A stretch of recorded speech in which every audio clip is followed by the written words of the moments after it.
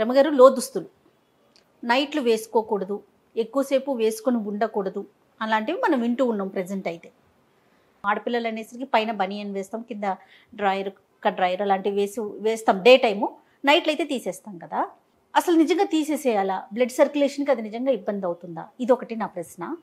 ఇదివరకు ఏం చేసేవారు? అసలు లోదుస్తుల కాన్సెప్ట్ ఇదివరకు ఉందా రమ్మగారు? ఈ లోదుస్తులు వాడడం మీద ఒక రకమైన, అంటే ఏదో ఒక తెగకి చెందిన వాళ్ళే వాడాలి, కానీ సంసారంలో చేసుకునే వాళ్ళు, మామూలు కుటుంబాలలో ఉండేవాళ్ళు ఇట్లాంటివి వాడకూడదు లాంటి భావాలు కూడా ఉండేవి పాతకాలంలో. అవన్నీ చెప్పలేకపోతాను జయ. క్రమంగా మనకి రోజులు మారిపోయినాయి. లోదుస్తులు కంపల్సరీ, కాటన్ తగ్గిపోయి మిగిలిన రకాల దుస్తులు వాడడం మొదలుపెట్టాం. బట్టలు అన్ని రకాలు పల్చటివి, ట్రాన్స్పరెన్సీ ఉంటుంది, పల్చదనం, లోపల భాగాలు కనపడుతూ ఉంటాయి. కనపడకుండా ఉండటానికి, కవర్ చేయడానికి మొదలుపెట్టినవి క్రమంగా అదొక ఫ్యాషన్, స్టైలు, ఒక ట్రెండ్ వేరే రకంగా మారిపోయినాయి.